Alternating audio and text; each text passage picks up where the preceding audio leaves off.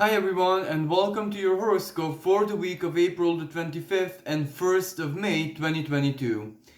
We have a really active and truly powerful sky at play, and if you remember last week's horoscope, I said that was a very powerful week in its own right, but it was still a preparation for this week because this is one of those weeks where a truly strong energy, a karmic reset, an ending, but followed almost immediately, or an ending chain linked to a new beginning might take place in our lives personally, but at the same time, something is bound to take place on the world stage. Now, of course, I am speaking about this partial solar eclipse taking place in the sign of Taurus on the 30th of April. So, around Saturday, depending where you are on the planet, of course.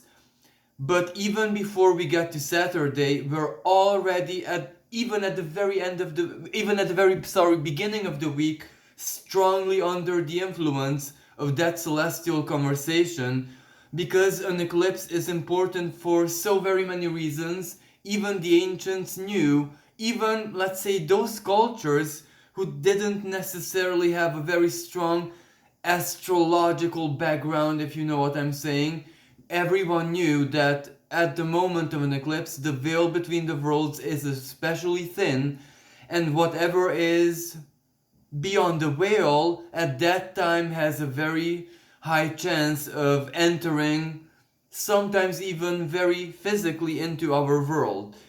Now, speaking about physical, it is important this week because this is Taurus. This is the domain and element of Taurus, and Taurus is fixed earth. So whatever this ultimately new moon phenomenon, eclipse, solar eclipse, is going to be birthing in our lives, both individually and collectively, it will matter quite a lot because this is for our long-term future. Now, of course, this is an eclipse, so we can't necessarily expect everything that is tied to it, all of its effects, to unfold this week, so next week, so on the 30th of April, because such a powerful eclipse, because it is in the sign of Taurus, so whatever this is meant to produce, it is not just like a philosophical energy, Sagittarius. It is not just, let's say, a mind game or a mindset, a mind pattern, mental pattern issue, Gemini. Or let's look at previous eclipses. So this might not necessarily be something that appeals very strongly to your emotional identity and your soul, like the Cancer. Neither is it actually the backbone of what you're doing in the world, Capricorn. It is actually much more about who it is that you are in your physical expression, the sign of Taurus, and your relation, your interaction with the physical world, whatever that means, environment, society, anything that has to do with ultimately Venus value system. That is basically Venus manifested earthly Taurus. So whatever is an emotion or pleasure or value or worth or something to sacrifice for, of course, that is also one of the expressions of Taurus. Well, it has to be lived, it has to be embodied. So whenever something so very strong karmically takes place in a fixed sign, especially that which, quite personally, it represents our possessions, basically, everything that we own, everything that we are. So our self-worth, our psychology, our identity, our distinctiveness projected materially. For example, if you own your house, why is the wall that certain color? Because it is a reflection, of course, of a psychological configuration inside of you. So that is why Taurus is very important. But as I said, even before we get to the eclipse, all of the week is preparing slowly and surely, because some parts of this energy, of the expression of this new moon, is gonna be immediate or very quick. Because on one hand, the major aspect that this eclipse holds is a sextile with Mars and a conjunction with Uranus.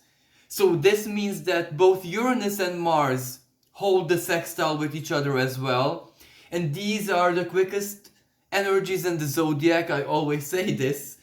And chances are when they do speak harmoniously, something gets created, or there is a momentum, or there is a mobility which gets you somewhere important, because the sextile does require work, it does require effort, it does require any kind of action. But this is where the action, it's a sextile, and Mars, it is in the sign of Pisces. Pisces can represent the unconscious and the world of the unconscious. When the unconscious wishes to steer you towards a certain direction, person, place, activity, object, sphere of interest, website, social media, etc., then perhaps all we have to do is to fulfill the condition of the sextile, is to listen, to not necessarily boldly and blindly jump into where our, let's say, spiritual Mars, this Mars in the sign of Pisces, takes us, but to at least give it a thought, give it a contemplation. And if it's something that resonates, it will just grow and grow and grow, and it will turn into a euphoric state, and you will know that whatever it is that you're, let's say, fixated on, that's also a really good expression of Mars in the sign of Pisces. That fixation can actually be the divine guidance that you're looking for. And this can also be a heavily personally karmic energy, as in your karma personally, because this is Mars activating something already in Pisces. Mars, whenever it transits a sign, it activates each point, each degree of the sign as it goes along. And if something important, like a big celestial conversation, either individually or personally happened there, that is evoked, that is energized, that is activated, that is basically called forth to be manifested.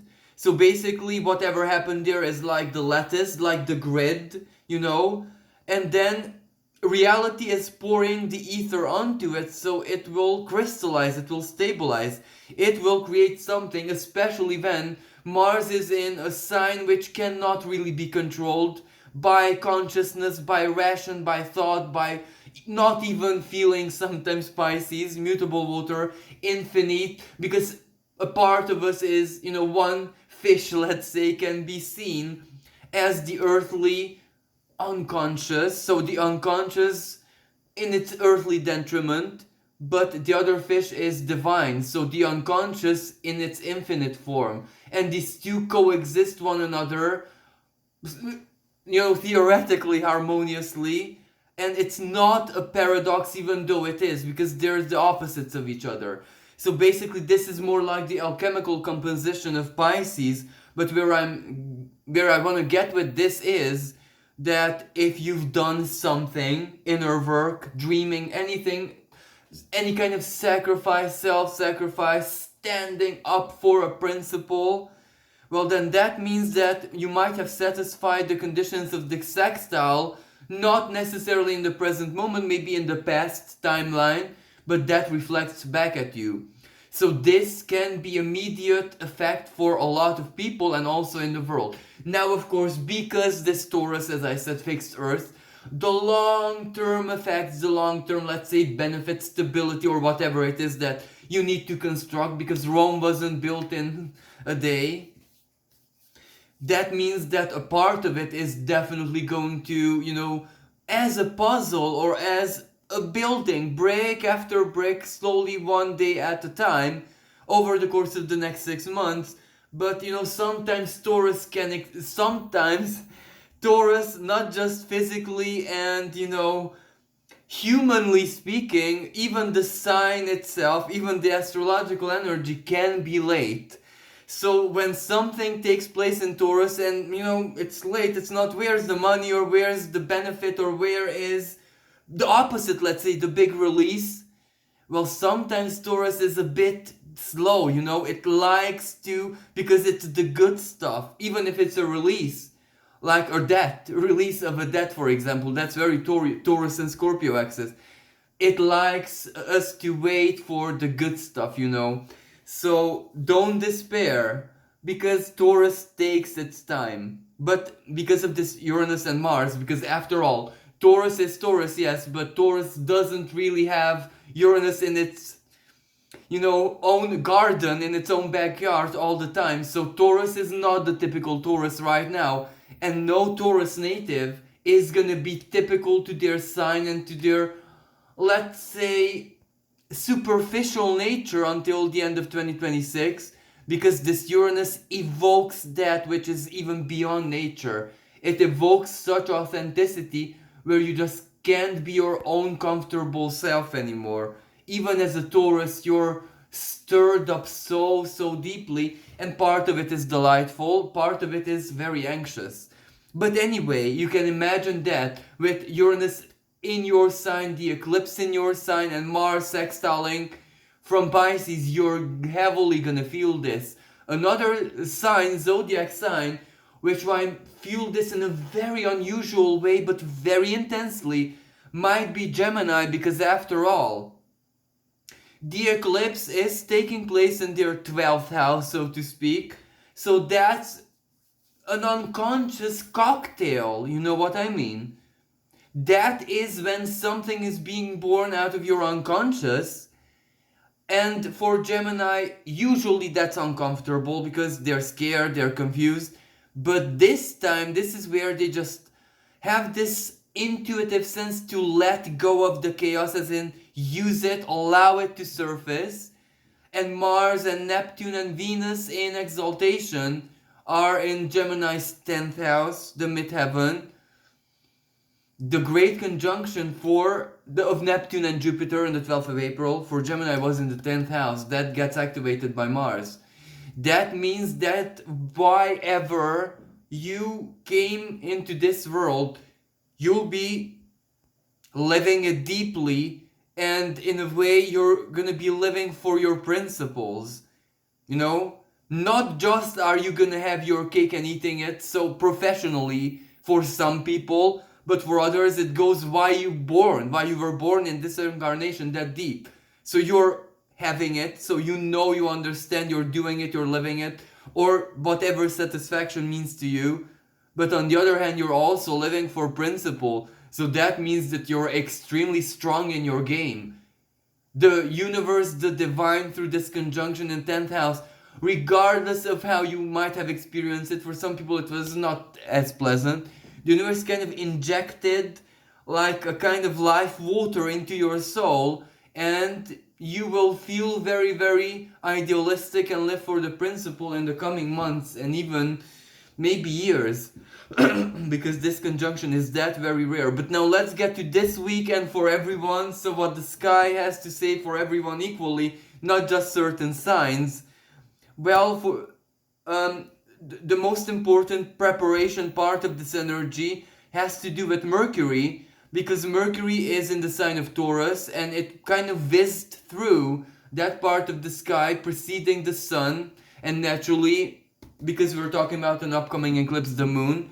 So Mercury already mentally prepared us to do something, or to know something, to communicate, to evaluate, to judge, to do the math, to do the research, to consult an expert, because this Taurus energy, regardless of which area of your life it is, even if it's like, as I said, for Gemini, 12th house, maybe you've done some psychological research, why this, why that, or maybe there's a person in your life who is a big mystery to you, and when you just can't understand this person, why there is either an attraction or a repulsion between the two of you, when you want to find that answer, you take a psychology book and have a good read, and the answers come to you. There is a prime example when the house, 12th house, is not physical, yet physical action leads to, you know, something truly practical, like an understanding, and a lot can come from there. So this is what I mean, this Mercury prepared us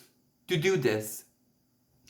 And at the beginning of the week, so Monday, Tuesday, even Thursday, there is a sextile between Mercury and Venus and Jupiter.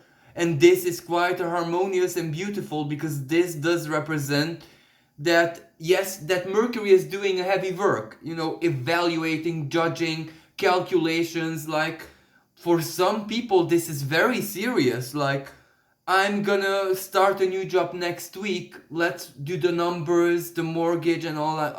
So this is Mercury in the sign of Taurus, but the sextile requires us to infuse even the mathematics of it with hope, with whatever happiness and faith and fulfillment means for us. Venus in the exaltation in the sign of Pisces, along hand in hand, embracing, hugging, kissing even. Jupiter is the great benefic, the bestower of blessings.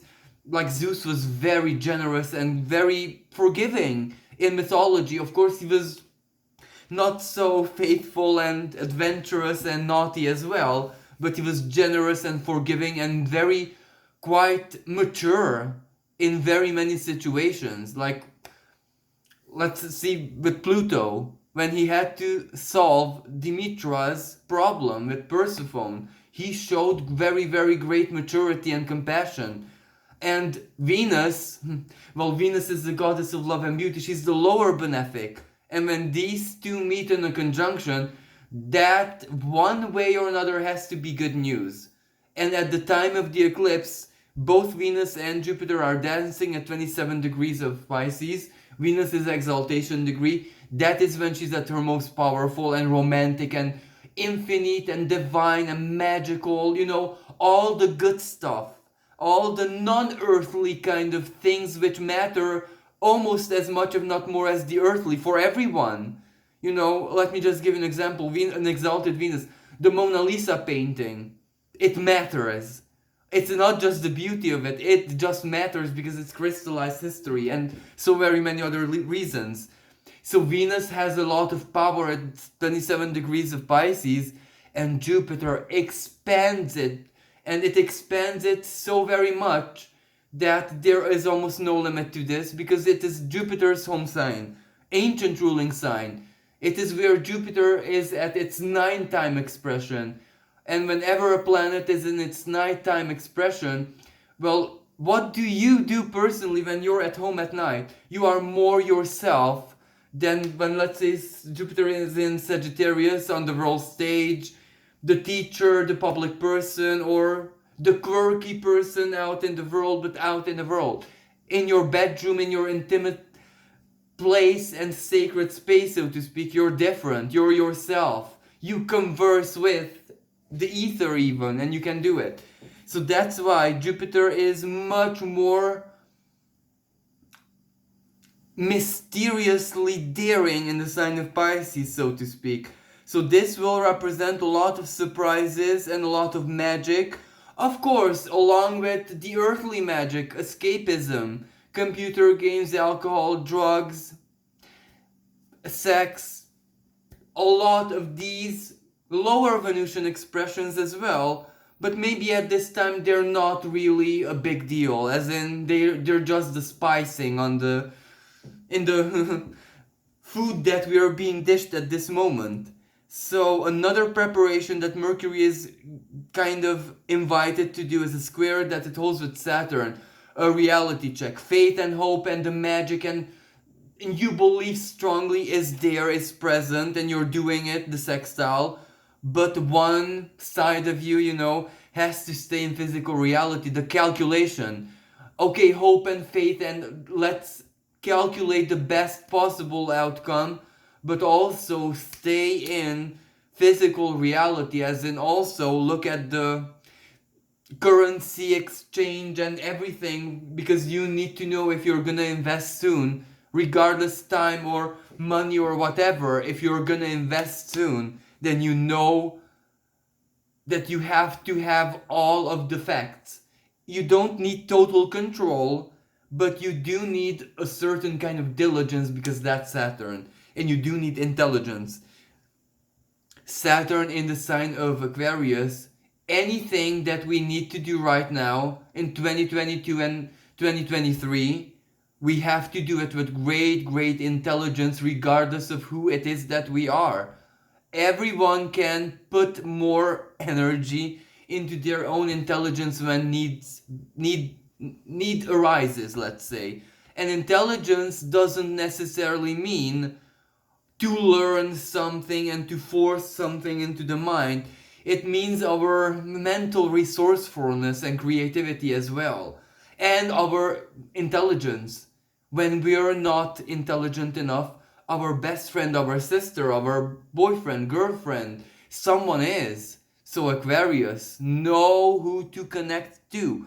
There is a very strong saying, strong as in really wise saying in my culture, Hungarian culture, that judge a person by their friends and acquaintances, and that is so, so true. And if the past years taught us something, well, they taught us that we are responsible of who it is that we keep in our lives as friends and whatever quality, because if we don't want the universe or other people or us, our souls, to judge ourselves based by our friends, our husband, our whatever, then it is us who needs to change it as well. Yes, we are also partially responsible for our social connections, even karmic ones. There will come a moment when you realize that, look, this is karmic and I was meant to meet or whatever this person, but now I know it, I've done it, and bye bye if I don't agree or I don't like this person. There's no need to keep karmic enemies in our beds and lives. So, yes, that is the square with Saturn. For some people, it will be like, a little bit of turn off, turn down, because reality check. But all this tells you truly is intelligence can overcome this. If you cannot personally, there is a person out there, the age of Aquarius, the internet, etc., etc. So voice your needs anywhere you can. Moving on, then Pluto, also at the beginning of the week, is slowing down almost to a standstill, and at the time of the eclipse at a total standstill, and after the eclipse it is going to retrograde.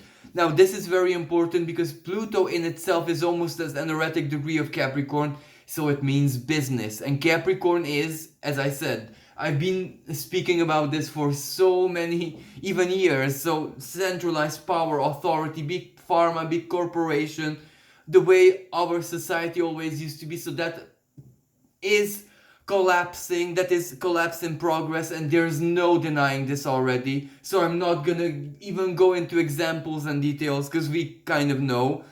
And when it's an erratic and also in shadow, so standing still, well, it's very, not shadow stationary, sorry, when it's standing still, it's very strong. So it blows, it is like drilling. It is when it, when you're at the dentist and there is a moment when the dentist for a couple of seconds has to be ruthless.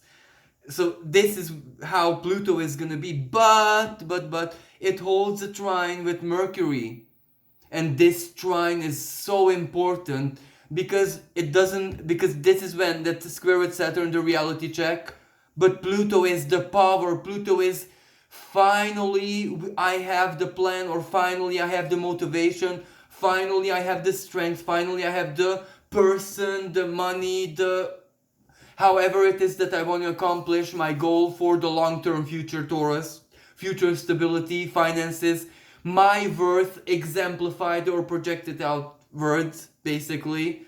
Well, this Pluto gives you the power, the means.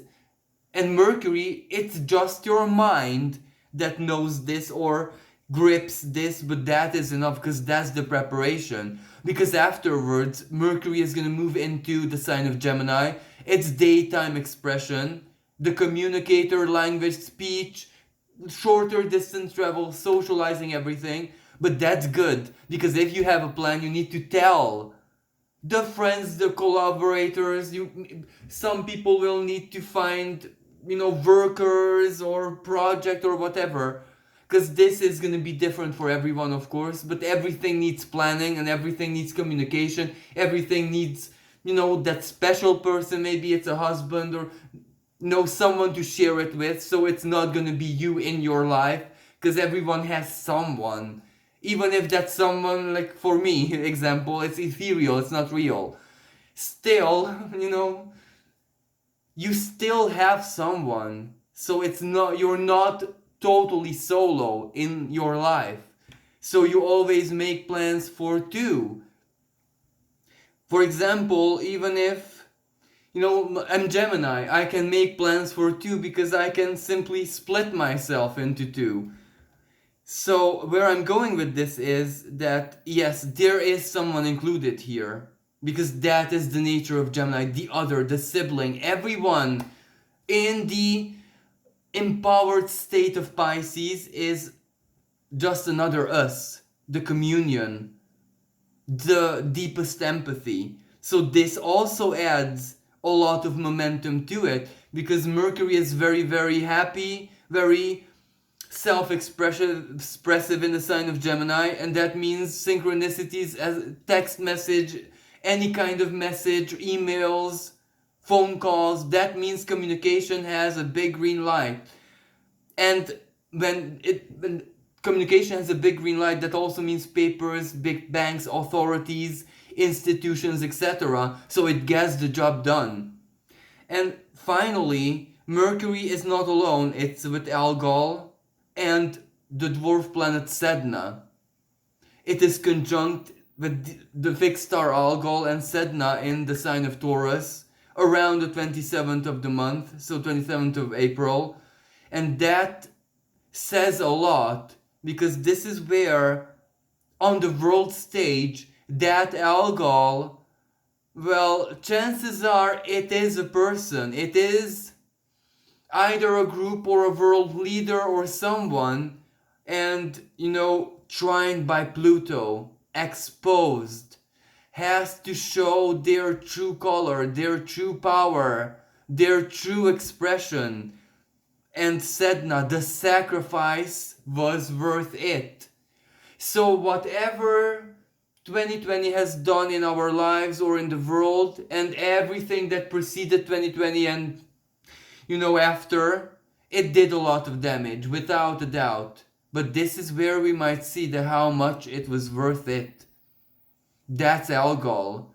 This is where the destruction and the evil can also serve the greater good, because as it exposes itself, it defeats itself as well. So we'll see what happens on the world stage and to whom exactly. Group, as I said, very, very rich person, or a world leader, someone is that Algol on the world stage who will expose themselves. Also, the 26th is very important because the moon is conjuncting all the planets in the sign of Pisces. So that adds a huge emotional, how should I say, an emotional heaviness onto the Pluto trine. So not only will you have your answers or will you kind of know where the game is taking you next, but you will be very, very emotionally immersed into it, immersed heavily. As in, for example, yes, I am gonna do it regardless of how, or no, this will definitely not happen to me because I will fight it. So a motivation, but one which is also very, very interconnected with faith. It is almost like the universe is whispering this elevated, hopeful, dreamy state into you and giving you strength to, use that Mars in Pisces to accomplish that which you need or attract or whatever. And around the 30th, well, we finally get to the moment of the Taurus eclipse. Now, before I get into the specifics, of course I have a separate video about the eclipse. If you want, you can check it out. But the Sabian symbol of 10 degrees of Taurus, because that is where it's going to take place, it depicts a woman, a lady, watering flowers. So that immediately says that something comes to fruition. Flower. Maybe we don't need to pick the fruits of that labor or whatever that is, whatever the flower depicts. Because on one hand, the flower can represent love. Taurus, Venus. Taurus is all about love. But Taurus is the kind of love which has to be real, as in if you love me and whatever, then you become my boyfriend, girlfriend, whatever. So you commit to me and we'll live together. That is Taurus. And Libra, you live in this country, I live in the other, but we still love each other and we just dream our lives away. That's not lived experience, that's philosophical Libra Venus. But in Taurus, Venus means she needs proof, as in, if she's loved, well, she needs the commitment or the flowers, the chocolates, she needs the proof.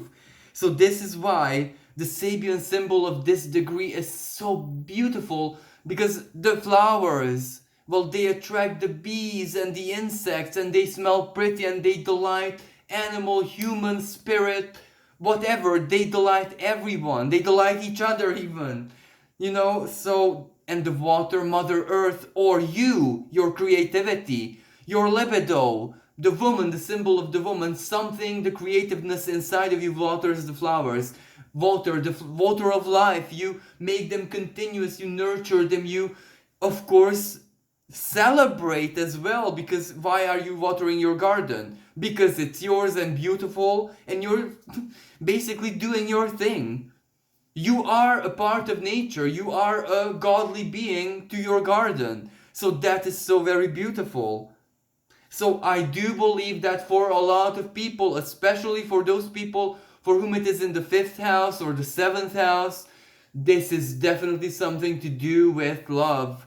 For those of you for whom it is in the 9th house or the 3rd house perhaps, this might be something that profoundly changes your worldview and maybe your core understanding of yourself.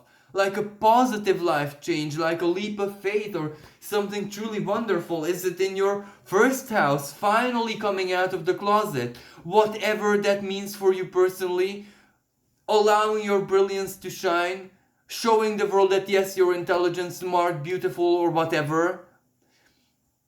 Is it in your 8th house? Is this the chapter where you learn to love again after a strong, heavy, dark night of the soul or total winter in your life? This can be such a wonderful energy. 11th house, new friends. New friends after 10 years of loneliness, solitude for example. Or new friends after a suffocating relationship or bad marriage. Or is it the 12th house? Is something entering into this existence from your previous existence? Is it like totally where you meet the divine, personally, physically? Or is it where you transform into something which is beyond your understanding even?